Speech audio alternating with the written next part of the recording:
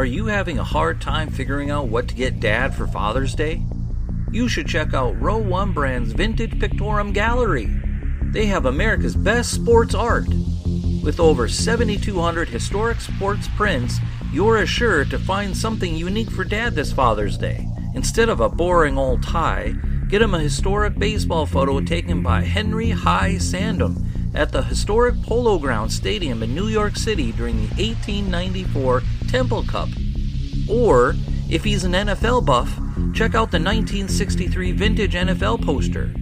These are so good looking that you'll be amazed how they turn out. Shop now at sportshistorynetwork.com/row1 and save 15% off your order. So you thought we missed it, jersey number 40. Well, we have the special Football by Numbers bonus edition with jersey number 40, and we have a special guest, George Bozeka of the PFRA, football historian, who's going to help us get a top 10, coming up in just a moment. This is the Pigskin Daily History Dispatch, a podcast that covers the anniversaries of American football events throughout history on a day-to-day basis. This is your host, Darren Hayes, and we're podcasting from America's North Shore to bring you the memories of the gridiron, one day at a time. So with Mike and Gene Monroe, as well as Jason Neff supplying us with the tunes, let's go no huddle through today's football history headlines and birthdays of Hall of Famers. This podcast is part of the Sports History Network, your headquarters for the yesteryear of your favorite sport. You can learn more at sportshistorynetwork.com. Hello, my football friends. This is Darren Hayes of PigskinDispatch.com, and welcome once again to the Pig Pen, for we have another bonus edition of our Football by Numbers series, and tonight we're going to talk about this jersey number 40, and it's quite a few people on that list that we want to talk about. It's a very substantial number, and I've got a little bit of help tonight. I've got the Assistant Executive Director of the PFRA, George Bozeka, and we had him on about a month ago talking about the PFRA convention and some of his history growing up in Canton, Ohio. And we're going to bring him in right now. George Bozeka, welcome once again to the Pig Pen. Thank you, Darren. Glad to be back on. Yeah, we are sure glad to have you and have your expertise here, because we have a very daunting task here, my friend. We have a lot of great stars here with the number 40. So, but before we get into that, we are just about a month away when we're recording this in I guess the latter part of May, getting ready for that PFR convention. It's about a month away. How are things going for that? It's coming together real nice. It's as I mentioned before, it's a 4-day convention starting June 24th through the 27th. We're going to have some add-on activities to start off. We're doing a tour of the Paul Brown Museum in Massillon on Thursday. Go see the Paul Brown statue, which is at their high school stadium, and they have a Ohio historical marker there. Then Friday, we're having a luncheon at Bender's Restaurant in downtown Canton, which is a historic restaurant in Canton that has ties to the early years of the NFL. They said that it was one of Jim Thorpe's favorite watering holes. At least that's the legend. And then we're going to tour the 11, which is a new thing they've done in downtown Canton that basically highlights 11 of the top moments in NFL history. And they also just opened Centennial Plaza, which is neat because you'll be able to see the names of every player that's played in the NFL there, which is really something that they've done that. And then Friday evening, we start our convention. We have our usual lineup of speakers. We're going to be doing things on the pre-NFL history of the league, the founding, the original teams. I think since I talked to you, I can't remember, but on Saturday morning after our business meeting, we have John Maximick, who just recently had a book come out, Pioneer Coaches of the NFL. He's going to talk about Guy Chamberlain, one of the early successful coaches in the league. And then Joe Horrigan, who used to be sort of the head honcho over at the Hall of Fame, from a research and history standpoint, is going to be a speaker. So we're really glad that Joe's going to join us. And he's actually one of the co-founders of our organization. And then in the afternoon, we're having a player panel with Roger Duffy, Mark Miller, and Bob Vogel. So it's going to be a full weekend. We're also doing a tour on Sunday of the archives, sort of behind the scenes tour, which is already basically, it's a freebie, but it's sold out. That's filled up, and just everything else is filling up quickly. The meeting is almost full, and the other events are filling up quickly. I get a number of reservations every week, and and I know they become hot and heavy here. We're hoping that with what happened with the COVID announcements last week, that we're going to hopefully be able to have more people, because right now we're almost at our limit at the Hall of Fame. So I'm hoping that that's going to open up a little bit, because I know a lot of things in Ohio, they're feeling that it should be at full capacity by the beginning of June. So we're hoping that happens. I know they just mentioned yesterday that Progressive Field, the Indians, it should be at full capacity by the first. And also we have a local minor league team here in Akron, the Rubber Ducks, and they're saying that they'll be at full capacity around June 1st too. So that's sort of exciting that things are finally appear to be opening up. So yeah, that's great news. Yeah, hopefully we can get as many people as we can in there. Yeah. So that's great. What we're hoping for. So so things are coming together nicely. Well, that is a great segue to sort of take us into our player number 40s, because usually where we start off is we let the Pro Football Hall of Fame sort of be our guide and lead us into our discussion of the jersey numbers. And they have 7 individuals that they're showing wore the number 40 that are in the Pro Football Hall of Fame. And those names are Gayle Sayer, Mike Haynes, Elroy Hirsch, Charlie Joyner, Cal Hubbard, Clark Hinkle, and Wayne Milner. Now, I'm not sure what in your research, but Clark Hinkle, I could not find where he wore the number 40 at. And I believe what the Pro Football Hall of Fame saying, but I went through and tried to find it. I saw where he was wearing 41 and some other numbers, but I could not find number 40 anywhere. So I'm a little bit at a loss with them. I know who the player is, but I just don't know that he wore the number 40 for sure.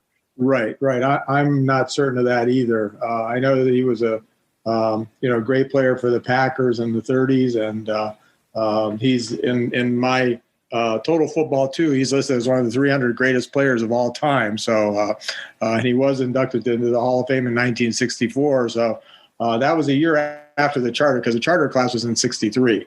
Okay. And actually, he's from Ohio, which I didn't know. He was born in Toronto, Ohio, which is in the eastern part of the state. And he passed away in Steubenville, Ohio, which is also in the eastern part of the state, almost into Pennsylvania. And Steubenville is a hotbed for high school football, like so many towns in Ohio. But it's got a huge history for that. And that whole area, because it borders Pennsylvania, it's just a real hotbed. So he was he was an excellent player with the Packers for a number of years. Yeah, I'm very familiar with Steubenville. I live in Erie, so I officiated high school football for 27 years. Yeah. The whole sort of the border towns there, Mercer County all the way up to Erie. So we're very familiar with the Youngstown teams and the Steubenvilles and St. Ed's from Cleveland coming over and playing some games with our folks over here. So some great football there. So okay, so I'm not sure what we want to do with Clark Hinkle. Not knowing if for sure that he was wearing the number 40, and I know we've had some other players where we questioned him a little bit, but we can always put a question mark or an asterisk and come back to him, or something like that. But we do have I guess sort of that the elephant in the room of our great players here has probably got to be Gayle Sayer sitting at the top of the heap. Most definitely. I mean, he was one of my favorite running backs, growing up, the Kansas Comet, he was just amazing. I personally think he's one of the 2 or 3 best running backs of all time. I know that his numbers don't stack up with some of the numbers that you see, but that was because, his career was cut short because of injuries. In fact, it was interesting today because I've been sort of, doing a little research here the last couple of days. And I was listening to one of our local sports talk shows I were out about today. And they mentioned somebody that just injured their knee. And they said, just think if the modern technology, medical technology had been in existence when Gayle Sayers blew out his knees. They said that, with modern technology going back to the 1960s, it may have lengthened his career. But sadly, he had a short but spectacular career. I mean, his first 3 seasons, he led the league in all-purpose yards. Twice he led the league in rushing yards. He was 4-time Pro Bowler, 60s All-Decade team, 100th NFL Anniversary League team. So, I mean, it was amazing. And I mean, I think one of my favorite stories about Gayle Sayers too is his relationship and friendship with Brian Piccolo. I'm sure most people are aware of the movie Brian Song that came out, in 1970. I remember I was probably, I think I would have been, I looked it up. That movie came out on November 30th, 1971. And it was part of the old ABC Tuesday night movie of the week. And I don't know why I remember this, but I remember the Monday night game before. I remember Frank Gifford mentioning that, he had seen the movie already and he was recommending it to people. At the time, it was the highest rated TV movie of all time. And of course, James Caan played Brian Piccolo, who about 3 or 4 months later, The Godfather opened. And obviously he played Sonny Corleone in The Godfather. And then Billy D. Williams played Gayle Sayer.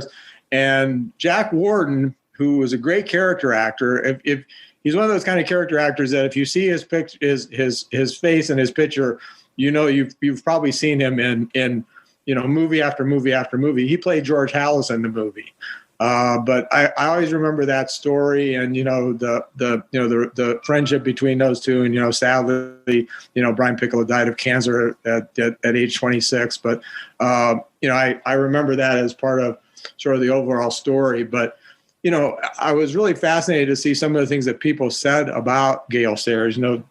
Dick Butkus said that he had this ability to go full speed, stop, and then, cut and then go to full speed again. His acceleration was amazing. And if you see him in the films, he was just amazing. His rookie year, he scored 6 touchdowns against the 49ers.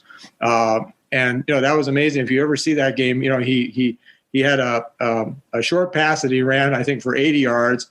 He had, I think, 4 rushing touchdowns, and then he had a return. And it was just an amazing game. And they actually took him out early because the feeling was he might have been able to get another one because 6 touchdowns is obviously the record. He tied Dub Jones' record and, 6 touchdowns and also Ernie Nevers. So, it was just an amazing performance. And that's, he was the kind of guy that could go all the way every time he got the ball. And he often said, give me 18 inches. I thought that was really interesting. If you give me a crease of 18 inches, that's all he needed. So, yeah, I can say right now, of all the players, number 40, he is at the top of my list. Yeah, I totally agree with you. I think he's going number 1 on our list. If you're in agreement with that, he'll be right in the top 10.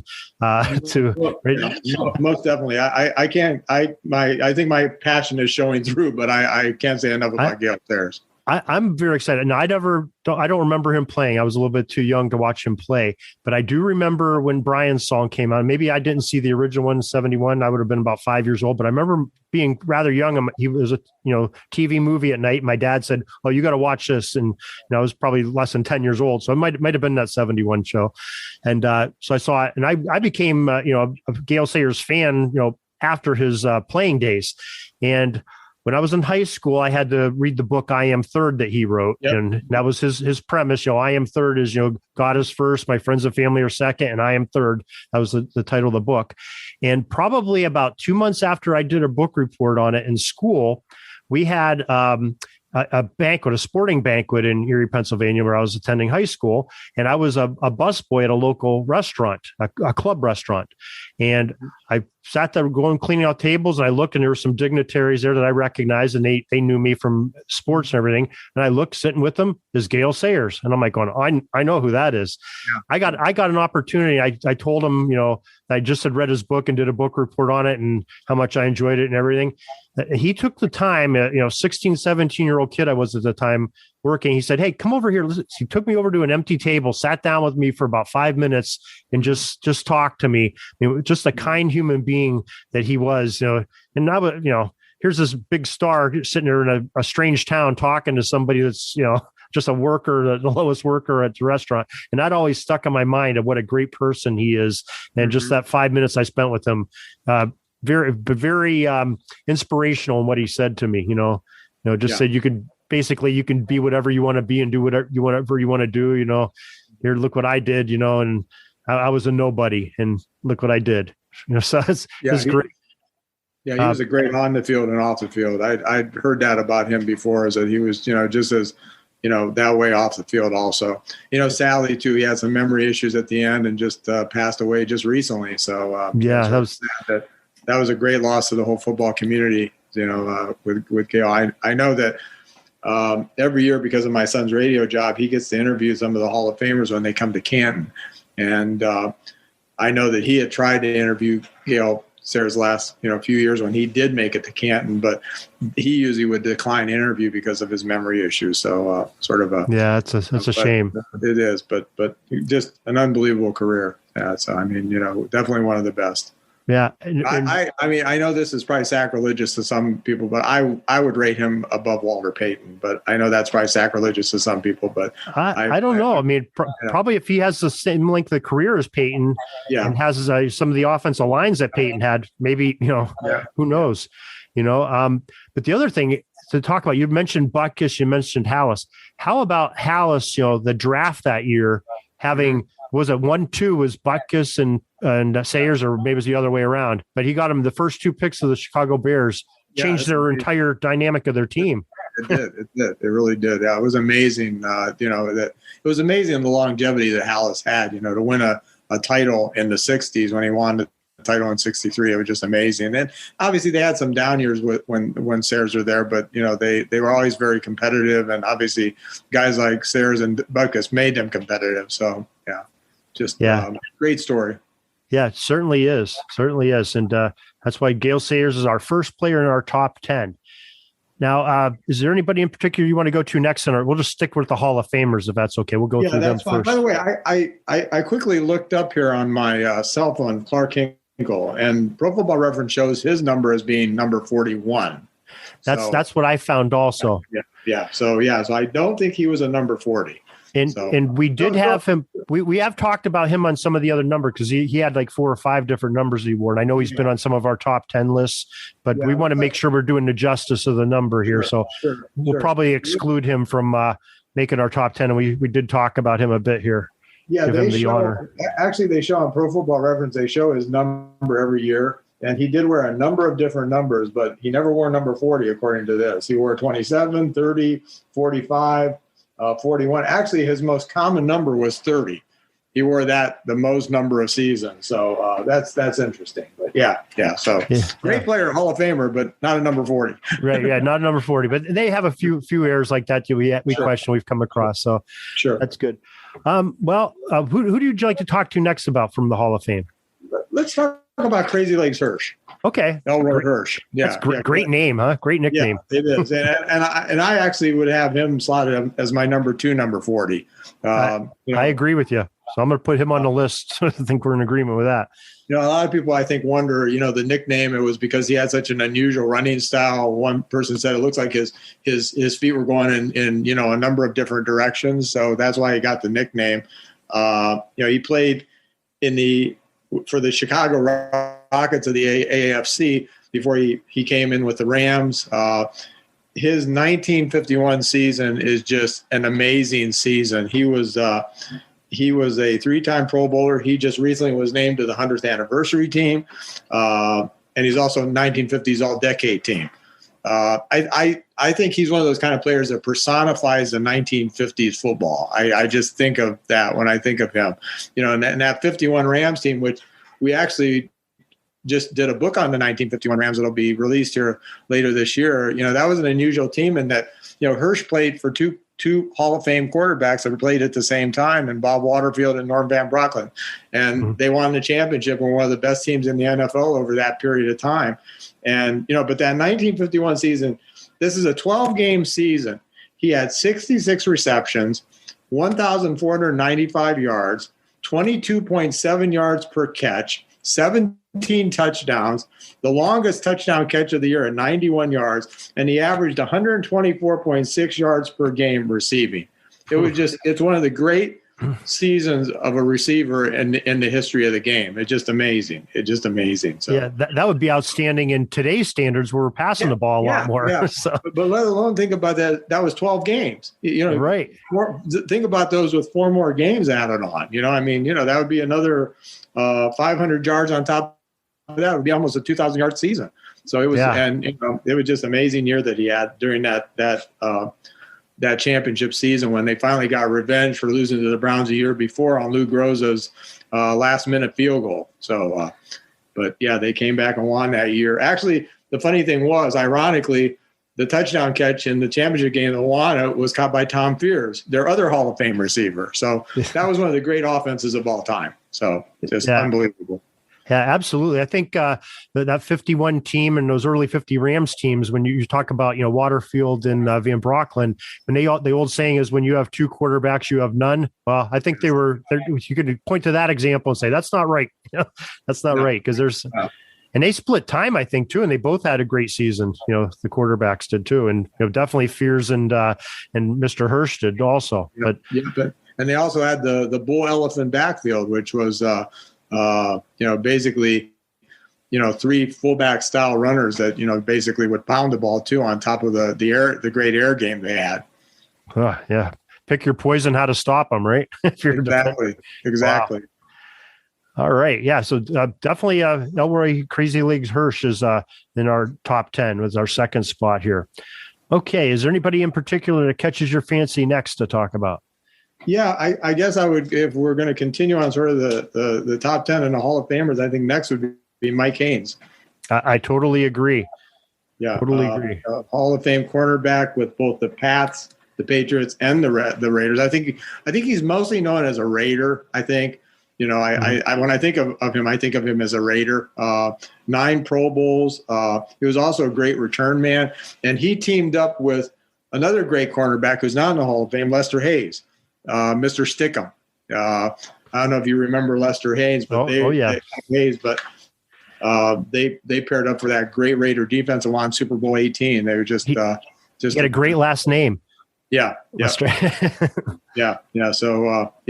but they were two of the best probably cornerback tandems of all time. So just he was part of that amazing defense that the Raiders had back then. Yeah, and they had Tatum at safety and Vilpiano, and there's some great players on that defense. That's for sure.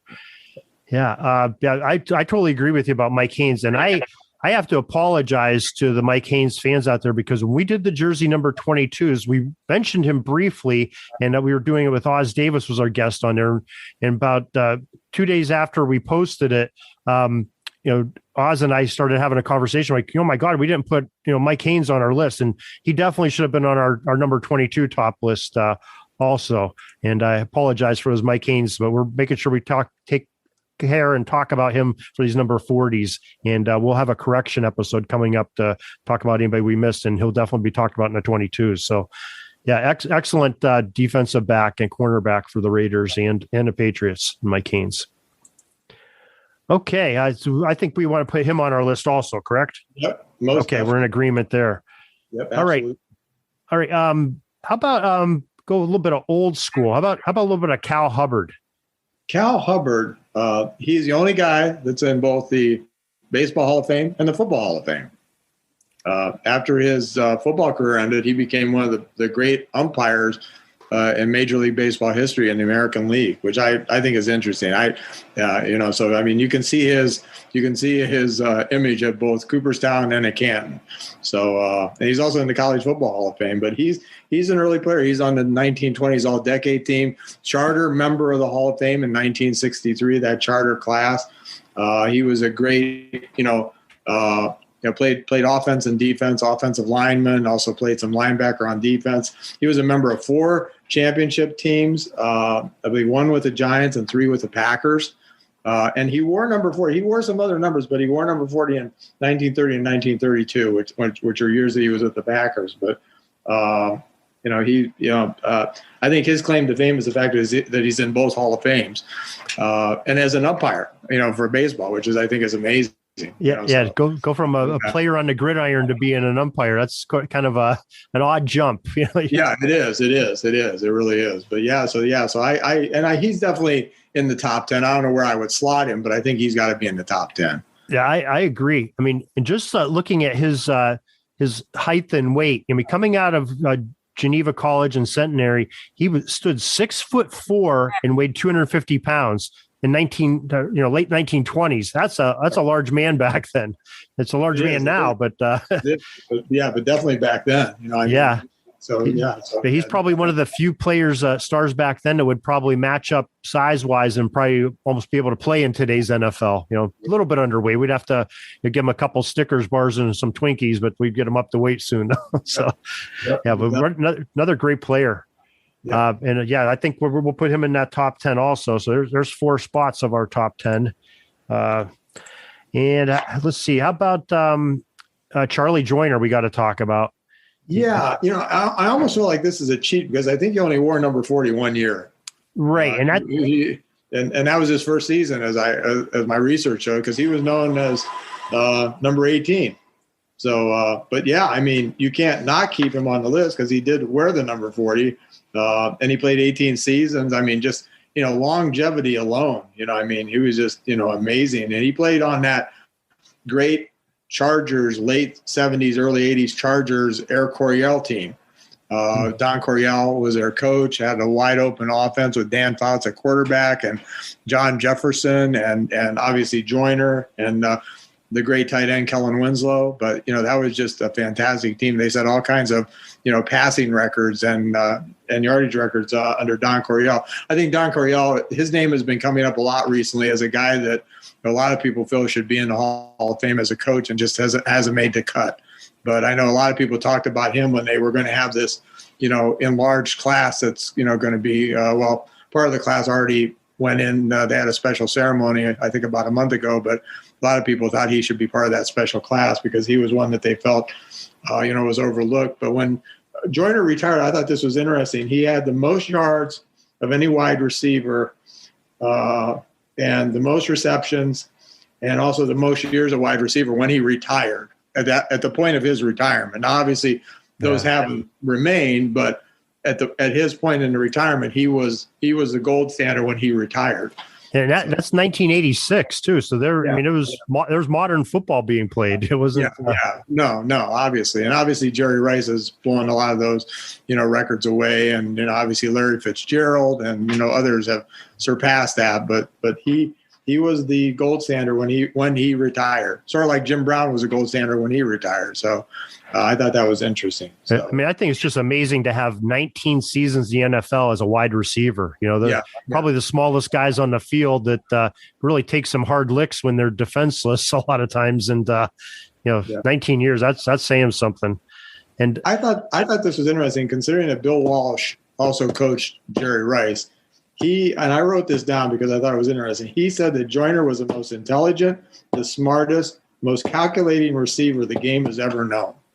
I thought that was interesting coming from Bill Walsh. Yeah, definitely a football intellectual too, saying that about him. Yeah, so I just thought that was interesting. But and the other thing that I found too was he was just considered a really intelligent player, ran really precise routes, and obviously the longevity to get care of himself so he could last that many years. And I remember seeing him. It just seemed like, geez, Charlie. I remember in the 80s, Charlie Joyner is still playing. Charlie Joyner is still playing. It's just one of those things. You thought maybe, didn't he retire? But no, he just kept going. He was sort of like the ever ready bunny. I mean, it just kept going. Right, and it wasn't just those lightning bolts on his helmet that made him look fast too. He definitely had some elusive speed in his routes. So he had some good cuts.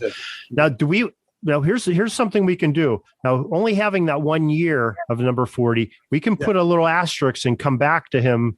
When we go to talk about, because sometimes when we get near the end of those 9s and 10s, 10th players coming on there might be some players that aren't in the hall that maybe we want to do that work for a longer period of time, but we can always come back to him if you want to do that, or we can put him in now. I think we almost have to put him in just based on the fact that they were at that 1 year. I mean, I think he'll also be on your number 18. Probably. Oh yeah, he definitely was on 18. So, but yeah, I think he almost needs to be, because after these top 5, I think it starts getting a little more interesting because we're going to start getting into some players that a couple. We still have some Hall of Famers, but we're also going to get into some that weren't Hall of Famers. Yeah, you're right. Not Hall of Famers yet. There could be some on there that still someday make it. Yeah, definitely.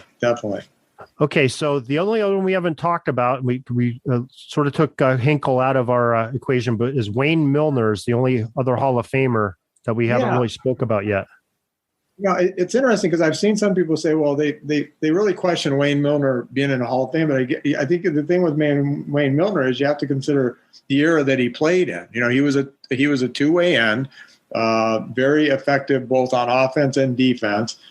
He was part of he started with the then Boston Redskins, which became the Washington Redskins. He was part of their 37 championship. Actually had 2 touchdown catches in that game of 55 and 78 yards and caught 9 balls for 160 yards, which are great numbers in any era. But, when you look at his overall numbers in his career, he had 124 catches for 1,578 yards and 12 TDs. So it doesn't – and I think part of the problem when you look at these guys from these earlier years, because he was on the 1930s all-decade team, is the numbers sometimes, don't, jive with today's sort of gaudy offensive numbers. And I think that Wayne Milner is an example of that, is people probably look at his numbers and say, well, geez, how good could he have been with those? But he was known as a clutch performer who always seemed to perform best, in the big games and that type of thing. But he was known as a, really outstanding two-way player when you still had two-way players in NFL football. Yeah, I mean, one of his great stories about him is probably his college days. He played for Notre Dame. His 1933 seasons, last year at Notre Dame, they sort of had a bad year. Notre Dame was a powerhouse back then. They are now, but they were the dominant team. And they're really the last game of the season was against Army, who was another powerhouse at the time. Sure. Yeah. And he ended up with little time left. He caught a pass from William Shakespeare, not the poet. It ended up Notre Dame beat Army 13-12 in that game. And it sort of made some celebration for the season that was otherwise kind of a loss for the Fighting Irish. So 32 seconds were left in the game when he caught that pass. So Notre Dame Army was quite a rivalry back in those those days of college football. Yeah, it really was. I mean, I know that I remember reading stories about, the games they used to play at Yankee Stadium were just, huge crowds when those two teams got together. So, they were the cream of the crop. Well, at least part of the cream of the crop. I won't say that they were, because I don't want to anger fans of other teams, because there was also a lot of other great teams back then, but they were definitely two of the top teams in college football back then. Right, sort of the probably the Alabama LSU game of today. Yeah, right. Probably a good way to equate it. I think that's a good analogy. They might not win it every year, but one of them is right up in there. Yeah, they're right up there. Yeah, definitely. Okay, so what do we want to do with Milner? Do we want to put him on, or we want to take a pause on him? I think we almost have to put him in, because having looked at the other names, I think he deserves to be in based on some of the other names.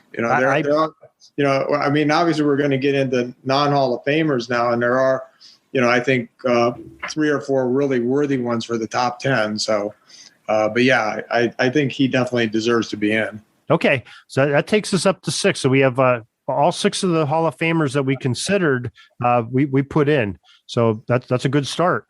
So now we're going to get into the folks that are not in the Hall of Fame yet, as I like to say here. Mm-hmm. And I'm not sure what direction you want to go next. We have some great players that wore number 40 for double-digit years, and some pretty close to double-digit years. But I'll let you choose where you want to go to first. Yeah, the next on my list is Bobby Boyd, who was a Colts defensive back in the 60s. Played for 9 years. And I think the thing that really stood out to me is he played 121 games and had 57 interceptions. Think about that. Yeah, that's a lot. Yeah, that's a lot for that. And he was on the 60s all-decade team. He played on obviously this was the Unitas Colts, of that era, at least starting that era, because he started in 1960. So it would have been right after they won the back-to-back championships in 58 and 59. But there was still pretty much, a lot of the nucleus of that team was still there with Barry and Lenny Moore and Unitas and the others. So he was part of that. They played in the 64 championship game and got upset by the Browns, 27-0, which is, obviously a great memory for us in Northeast Ohio. That's our last championship. But in 68, they got revenge and pummeled the Browns in the championship game, and then went on to Super Bowl III. And we all know the story of Super Bowl III. And that was actually Boyd's last game. And he said that it was interesting. What I read is that he said that game was nightmarish to him. Yeah, it's we had Upton Bell on a couple months ago, and Upton was the player personnel director of the Colts during that 60s, right up to 1970 when they won Super Bowl V. And he had some very fond memories about many of the names that were on those Colts teams, because he was a 21-year-old when he started there soon after his father, was the late Commissioner Burt Bell. And he just very fond memories. And Bobby Boyd was one that he mentioned that he enjoyed, because the players were more approachable, even for the front office people. You go out and have a beer, have dinner with them. And, many of the teams lived at somebody's house. You'd have 4 or 5 players living at somebody's house that lived in town, and some things like that. So, definitely one of those great Colts. And I'm kind of surprised. I think we talked about it earlier that kind of surprised that he's not in the Hall of Fame yet. Yeah, I saw an article on the internet of somebody that compared him to some other Hall of Famers and felt that his numbers were definitely deserving. The conclusion they came to was possibly there was maybe a little bit of that the Super Bowl III loss maybe hurt in some ways with that if they had won that game, there may be more members of that particular Colts team that would have made it into the Hall of Fame, and that maybe hurt him. I don't know if that was one. I'll say that's one writer's opinion. I think the one thing that stood out to me about him was his preparation. They compared him to Raymond Berry because Raymond Berry was known for his detailed preparation as a receiver, and they said that Boyd was that equivalent on the defensive side of the ball. And I thought one of the more interesting stories was he played quarterback at Oklahoma for Bud Wilkinson. And in 1965, late in the year, both Unitas and the Colts backup quarterback, Greg Clazo, were both hurt. They had to play Tom Matte, who was who had played quarterback for Woody Hayes at Ohio State. And we're not talking – you got to remember, Woody Hayes and Ohio State and passing are not often in the same sentence or paragraph. If you look at his statistics, he didn't throw the ball a whole lot at quarterback. 3 yards in a cloud of dust for Woody Hayes. Yeah. I think Woody once said that 3 things can happen when you throw the ball and 2 are bad. Right. So at any rate, he didn't throw the ball up, but they made him quarterback, and now famously they made like a wristband for him with the plays and everything. But you know who his backup quarterback was? Bobby Boyd. Oh, boy. And they referred to him as YA after Y.A. Tittle, famous, Giants and 49ers quarterback, because Y.A. Tittle was famously bald, and so was Bobby Boyd. So they jokingly referred to him as YA. So I thought that was sort of a fun story. Yeah, it definitely is interesting. I think I think there's another one that we're talking about, I think has got to go on that list because he was just a fantastic player. Now, I think when we were talking earlier, I think we both believe he is in the PFRA's Hall of Very Good. He is definitely in the Hall of Very Good. I checked that. Yeah. In fact, a couple of players coming up here that'll be on my top 10 or our top 10 are if we agree, are in the Hall of Very Good. So, and usually lately that's been a pretty good stepping stone for people to get into Pro Football Hall of Fame. So there's been a number of players that were named by the PFRA to their Hall of Very Good that then went on to become Hall of Fame members. Yeah, if you look at the list on our website, you'll see the little asterisk or notation by the ones that are now in the Hall of Fame. So and he's one of them, but he's one of them that's in the Hall of Very Good that maybe one of these days, we'll see, maybe the old timers will put him in senior. Yeah, I think he's very deserving. Yeah, well, maybe this is a good time to talk about it, just to take a pause on our discussion on the number 40 players. But you're living in Canton, you sort of probably get a little bit more news than maybe the rest of us do. But I've heard some rumblings that maybe they're going to do some different things to try to get some of those senior players in. Some people that have been out of football for more than 25 years. Try to get them caught up. It's always a hot topic, and I think part of the problem is that getting the voters to educated on some of these guys. And I think also what hurts too is sometimes statistically some of these guys don't stack up, because I think we've had sort of an escalation of statistics recently, in football, with some of the numbers. And I think it's sort of hard sometimes to compare eras. I always get angry when people compare eras and say, well, his statistics weren't that great. Well, look at the era that they played in. How does he rate up against others that played in his era? Not by today's standards, because, it just isn't going to work. It's a different game, right. Offensively. And so how can you compare, numbers from, a modern quarterback? Sometimes even the quarterbacks that you don't consider the cream of the crop of the current guys have greater numbers than some of the guys that were considered the very best in their day. If you look at Norm Van Brocklin and Bob Waterfield or Otto Graham, who considered probably the best of the 50s, and Bobby Lane, I got to throw him in there too, and then later Unitas. Unitas has more, I would say, modern type statistics, but some of these other guys, their numbers aren't quite as gaudy, but that doesn't mean they weren't just as great. But yeah, I hope that they try to educate them, because there are a number of players that, even though this was supposed to be sort of a catch-up year, there's still people that have fallen through the cracks that deserve to be in. And it's really hard to justify sometimes when you see one guy that gets in, and I saw that in the article about Bobby Boyd, not to put down Jack Butler, but they compared him to Jack Butler, who's in the Hall of Fame, and they said numbers-wise, they're almost identical. So how can you justify, Butler being in, but Boyd? But that's true. I'm sure if you look at numbers in the Baseball Hall of Fame, in any Hall of Fame, you're always going to have those arguments. But yeah, I hope they try to educate themselves better. I think it was really great a number of years ago when they put in Benny Friedman and Fritz Pollard, who had been overlooked. So I'm glad they did that. And I hope there's more of those, types of years coming up. I'm not saying I think what they did with the current class, I know there's some arguments, there, but I think they definitely got some people in that deserve to be in.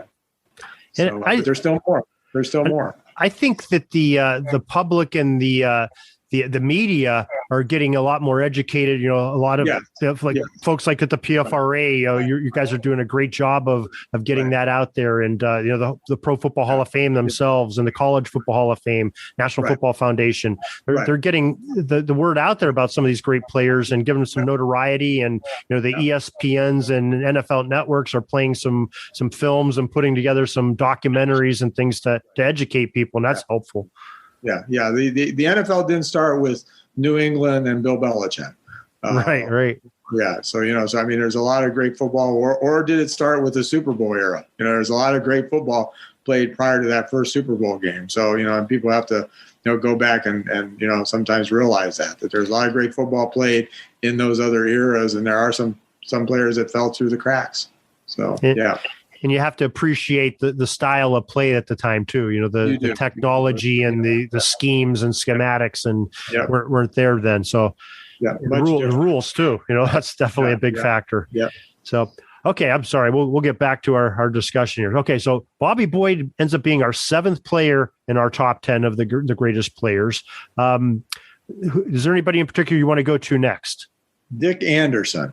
Okay. Safety with the Dolphins during their 70s Super Bowl years. He's also in our Hall of Very Good 1970s All-Decade team. Tied for the record for 4 intercepted passes in one game. But just an outstanding defensive back with the Dolphins during that 3-year run of Super Bowls. They won 2 of them. They didn't win all 3, but and part of that also that perfect 1972 team. So, they were basically, he was a stalwart on that defense. So, yeah. And you look at his numbers, coming out of the University of Colorado during the draft, he's 6'2", 198 pounds with speed and quickness. Now that would be like every general manager's dream in the NFL right now, if you can get a corner that size with speed. Yeah. So he was sort of the prototypical cornerback before his time even. So, and he played great in his time, in his era. So and that Dolphins defense, I'm just looking now, that 72 defense gave up a league low 171 points that year. Wow. And, it's just amazing. And he actually, the game that he had the 4 interceptions, it was against the Steelers in 73. He had 2 went back for touchdowns. He ran 2 back for touchdowns. So that was maybe the game of his life. But he was great. He again, knee injury probably cut his career a little bit short, but just great defensive back. Okay, what do we want to do with Dick Anderson then? Do we want I think based on other names, I'd have to put him in my top 10. Okay, I'm in agreement with you because when you have the Hall of Very Good, he's college football Hall of Famer. I really think he's another one with Bobby Boyd that has a good chance of someday getting into the Pro Football Hall of Fame if they carry out the senior thing. And I agree, he's one of the top 10 most significant number 40s in the NFL. Without a doubt. I've got another defensive back who would be my next choice. Okay. Eric Barnes.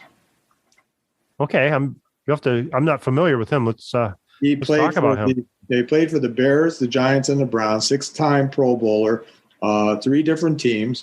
He was out of Purdue. He played with Lenny Dawson at the same time Lenny Dawson was at Purdue. He's in our Hall of Very Good. And he was just known for his physical, aggressive play.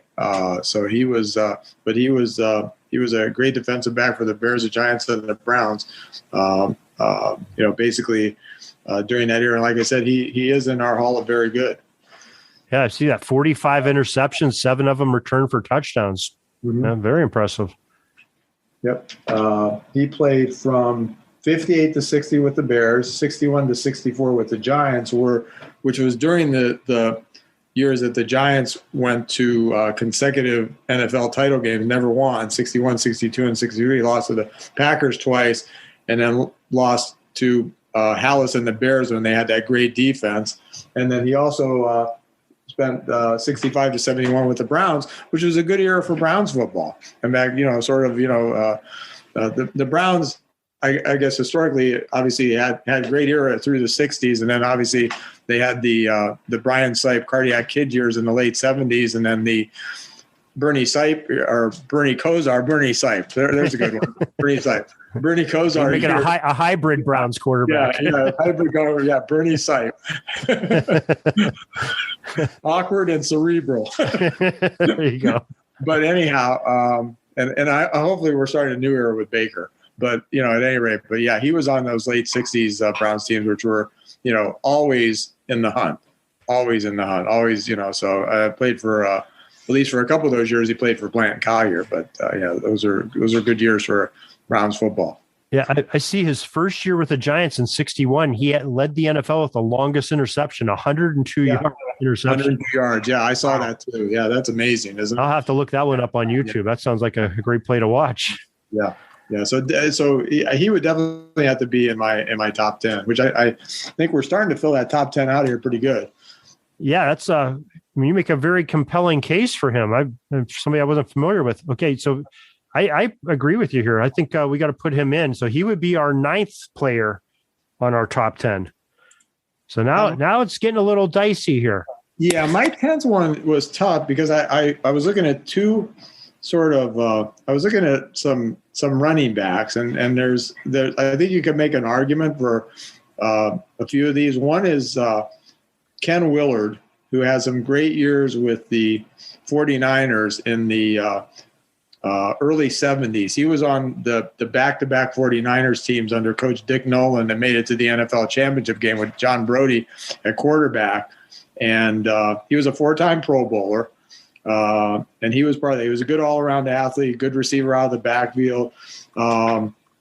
He was also drafted by the Red Sox, so he was definitely a good all-around, athlete. But you got to consider Ken Willard. Another guy to consider is Mike Allstott, who played for the Buccaneers. He played for both Dungy and John Gruden. He was a 6-time Pro Bowler. Dungy called him, a catalyst type of player for the Buccaneers. So I think he's another one to consider. And then another, there's a couple other good players too. You look at somebody like Abe Woodson, who was a cornerback for the Niners and the Cards, 5-time Pro Bowler in the late 50s and into the mid 60s. You got a guy like, Pete Banaszak, who played for the Raiders, real bulldozer at running back. Was part of their Super Bowl 9 victory over the Vikings. So there's a lot of those types of players. I guess if I had to pick one, I think I'd maybe go with Willard, but I think you could make an argument for a number of guys, that are, right at that number 10 spot. Yeah, I mean, you got guys like James Hasty, who had 45 interceptions in his career, more of a modern player, 1988, we played with the Jets, Kansas City and Oakland near the end of his career, all the way to 2001. That's significant. There was another guy on there. Was it Bruce Laird as another player that had some good numbers. I don't know that he would be in the same conversation with some of these other ones, but definitely is another significant defensive back that was a great return man. And then you got somebody like Pat Tillman.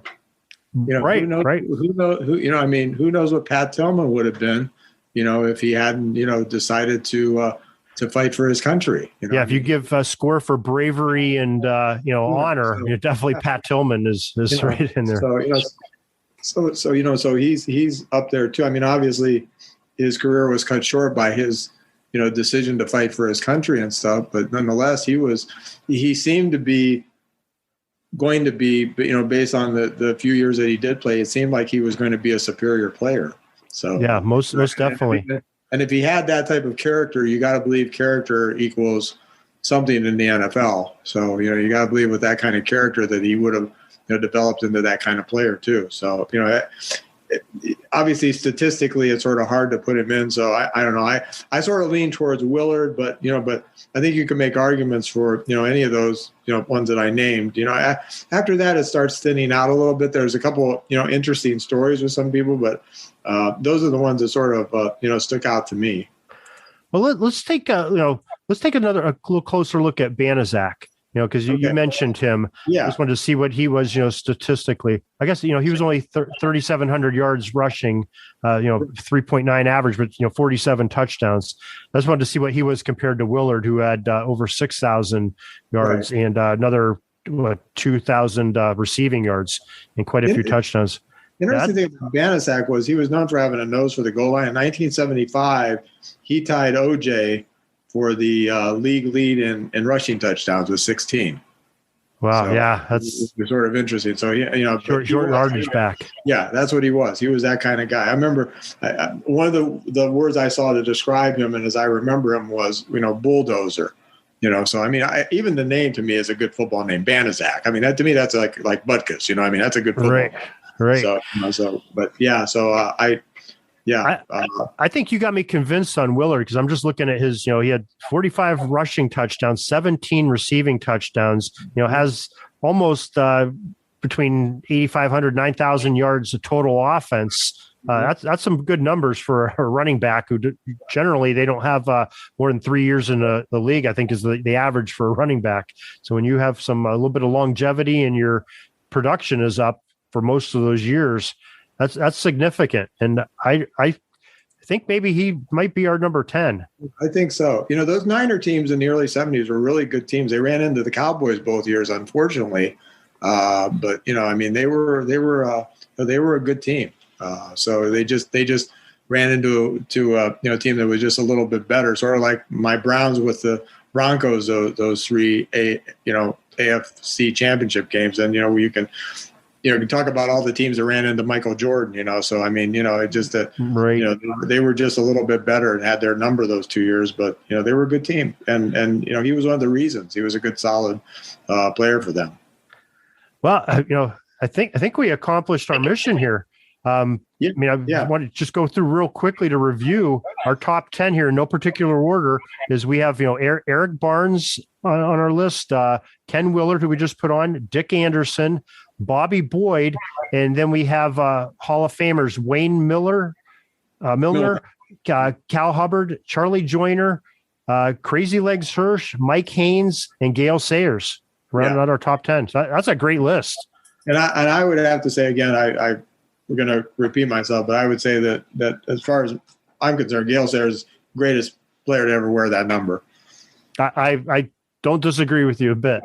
Yeah. That's generally you have a lot of those numbers. You have we've gone through a lot of them that just one guy really stands out above the rest of the all-stars. So In doing the research too, there's a couple other guys that I think at least deserve some mention just because of some of their, story.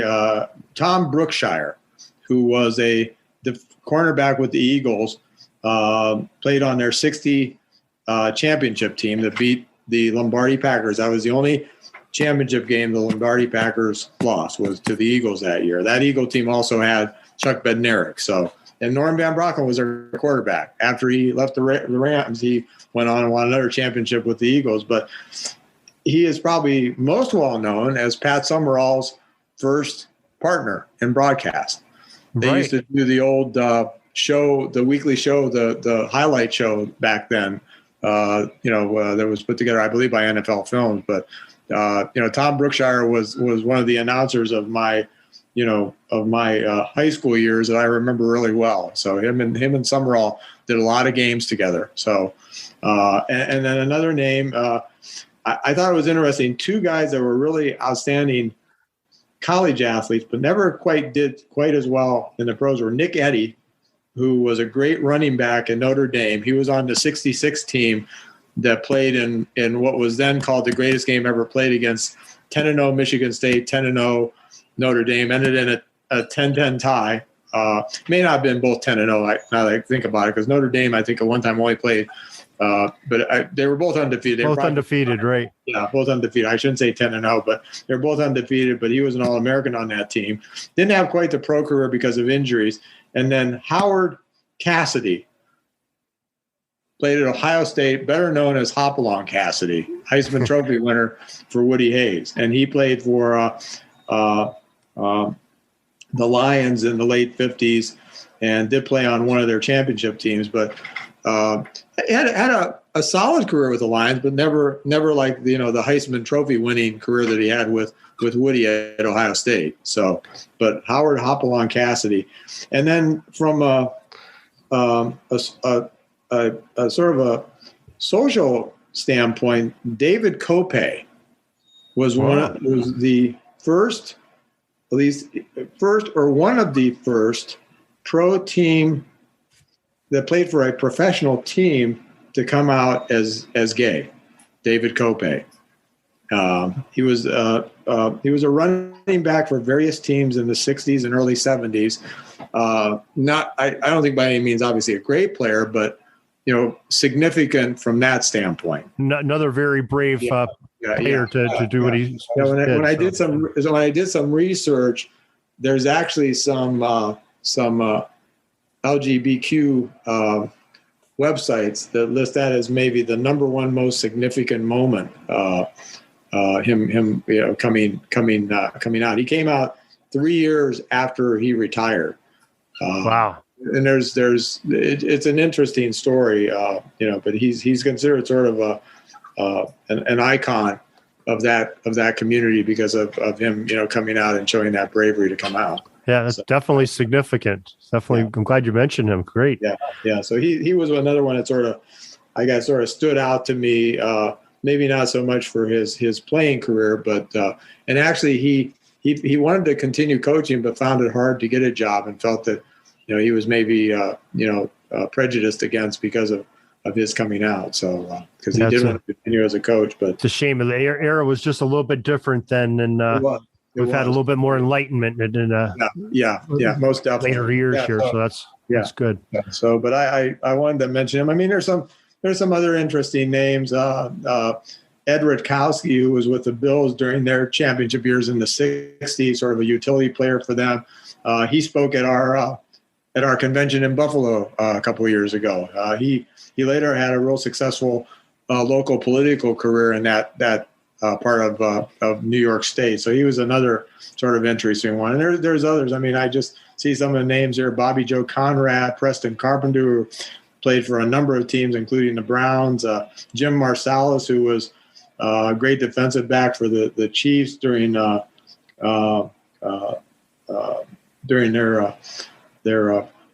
first Super Bowls. So I just a lot of interesting players.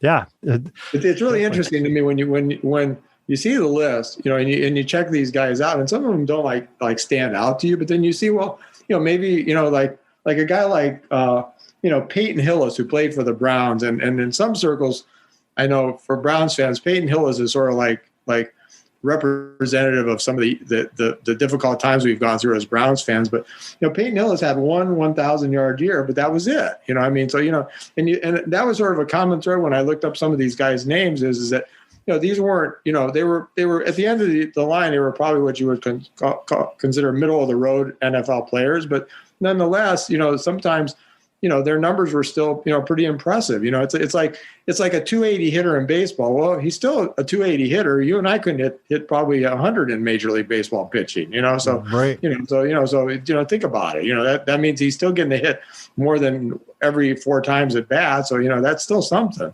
Yeah. So, in Peyton Hillis's defense, wasn't he the victim of the Madden curse? Wasn't he on the cover of the Madden for 1 year right after he did the 1,000? You're absolutely right. He was. He's got more than one player, so they had an all-star. You're absolutely right. I did see that. Yeah, he was. He was on the Madden curse. You got the Madden curse. You remember the Sports Illustrated curse too? Yeah, right. Anytime you appeared on. I remember famously the Indians had a really good year the one year, so they were on the cover of Sports Illustrated next year to win it all with Joe Carter, who later played for the Blue Jays, and Corey Snyder. They had finished in the basement and lost over 100 games that year. So that was a sort of a local Sports Illustrated curse. But yeah, that Sports Illustrated curse, that was like, you didn't want to be on the cover of Sports Illustrated. Right.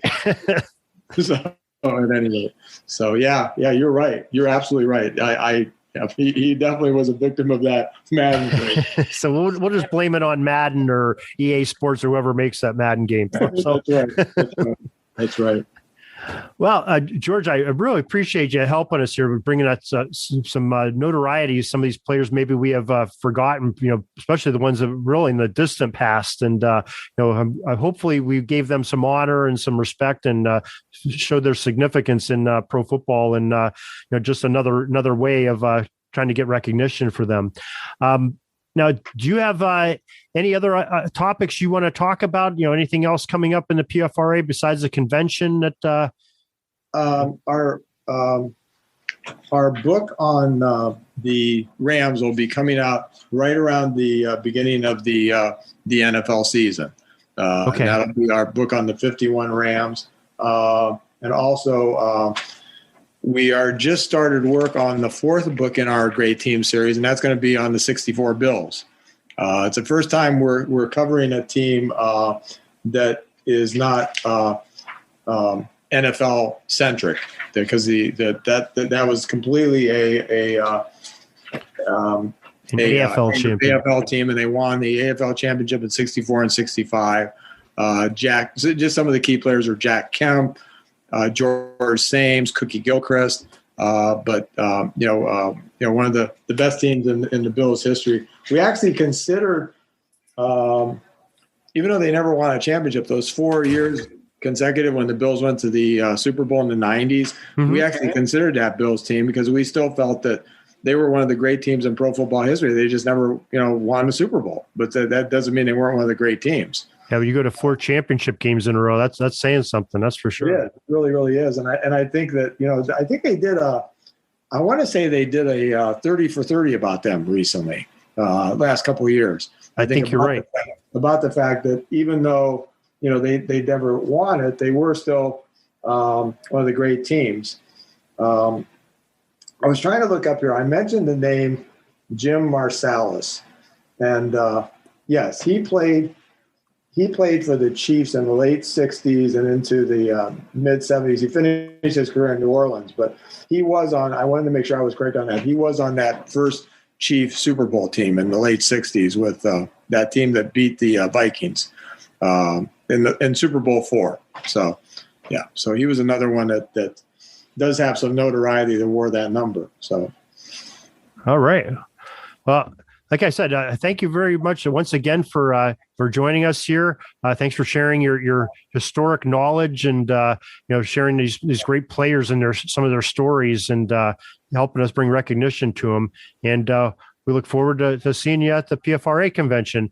And we've been playing the commercials every day, so hopefully the listeners know that. But if you want to give the dates again and where people can get tickets and information. Yep, June 24th through the 27th and you just have to go on to the Professional Football Research Association website. And there's a link right on our homepage.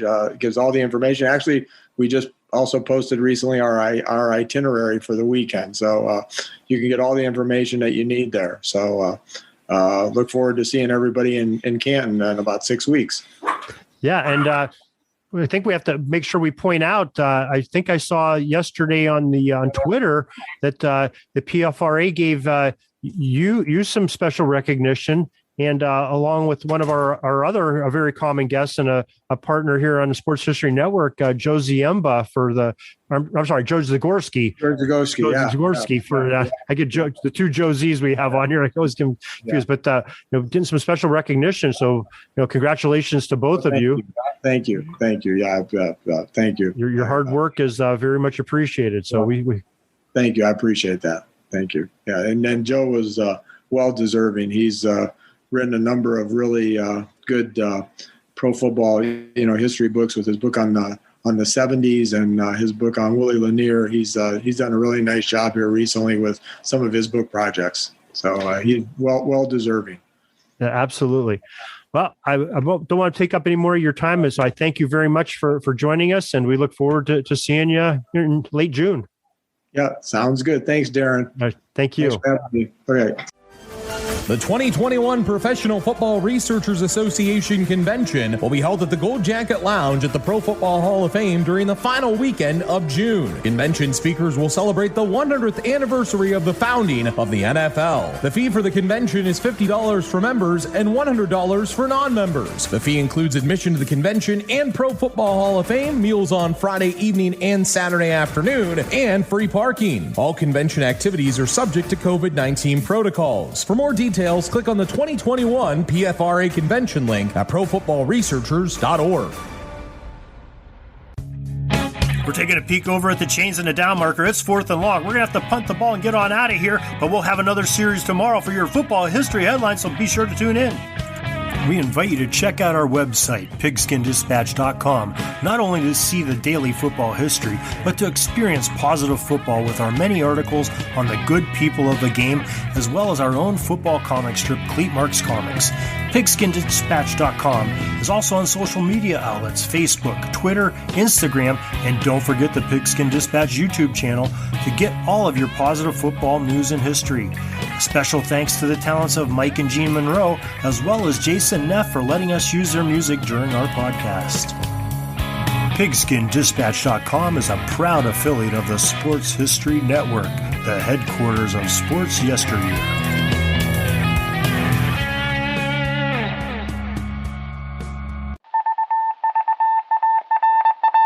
It was just another ordinary day in the offices of the Pittsburgh Guardian newspaper circa 1924.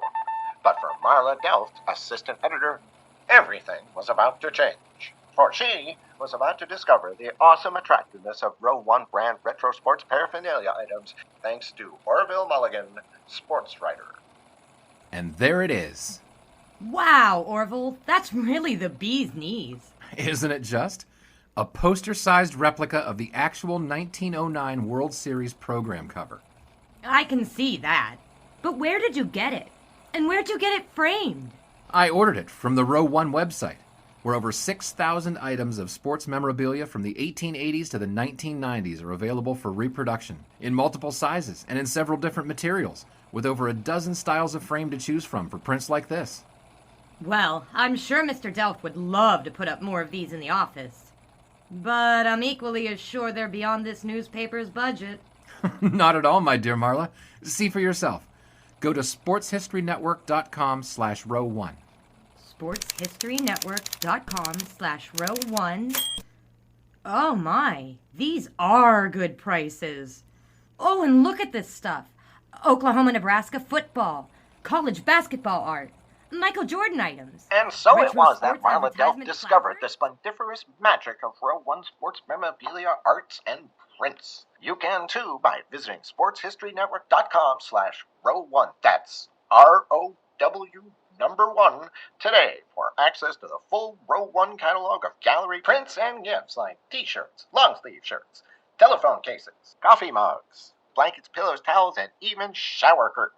Act today for 15% discount off all prints with coupon code SHN15 and 20% off all other items with coupon code SHN20 at checkout. And keep your dial locked to the Sports History Network for the exciting chronicles of the 1920 sports world in Orville Mulligan, Sports Writer. Coming soon. At the Sports History Network, we're all about sports yesteryear, and so we're so pleased to introduce you to Row One, an online memorabilia gallery and shop that brings your sports history to life anywhere. The Row One gallery includes over 5,200 gorgeously reproduced prints of team posters, game program covers, game tickets, advertisements, and more in baseball, pro and college football, pro and college basketball, and more. And any gallery item may be printed in a variety of sizes on wood, metal, canvas, acrylic, or poster paper. And in Row One shop, check out the thousands more of unique items with a retro and historical designs dating back to 1876, including t-shirts, long sleeve shirts, phone cases, mugs, blankets, pillows, towels, and even shower curtains. Go to sportshistorynetwork.com, ROW1, for access to the full Row One catalog and for gallery prints and gift items, plus get a 15% discount off all prints on the Row One Pictorium Gallery with coupon code SHN15. Follow the link on the show notes.